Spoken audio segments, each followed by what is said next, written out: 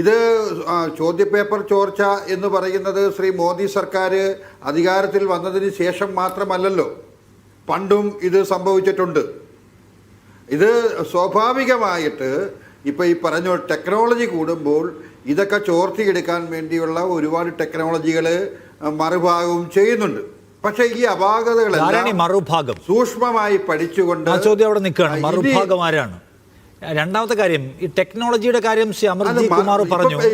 ടെക്നോളജിയിലേക്ക് അതിലൊക്കെ ആരാ ഉള്ളത്? അവരുടെയൊക്കെ പൊളിറ്റിക്കൽ അഫിലിയേഷൻ എന്താണെന്നുള്ള ചോദ്യം അവിടെ കിടക്കാണ്. ഞാൻ രാഷ്ട്രീയത്തിലേക്ക് പ്രവേശിക്കുന്നതിന് മുമ്പ് ശ്രീ അമർജി കുമാർ പറഞ്ഞ ഒരു കാര്യമുണ്ട്, ഡോക്ടർ അമർജി കുമാർ പറഞ്ഞ ഒരു കാര്യമുണ്ട്. ടെക്നോളജിയിലേക്ക് നമ്മൾ മാറുമ്പോൾ അതിന് ചില അഡാപ്റ്റേഷൻ പ്രശ്നങ്ങളുണ്ടാവും.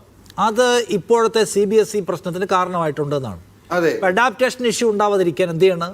നമ്മൾ നിരന്തരമായിട്ട് അതിന് ട്രയൽ എടുക്കുക, അത് പക്കയായതിനു ശേഷം ഇംപ്ലിമെന്റ് ചെയ്യുക. മുന്നൊരുക്കം ഉണ്ടാവുക പ്രധാനമാണ്. നിങ്ങൾക്ക് മുന്നൊരുക്കം എന്ന് പറഞ്ഞ ഏർപ്പാടിൽ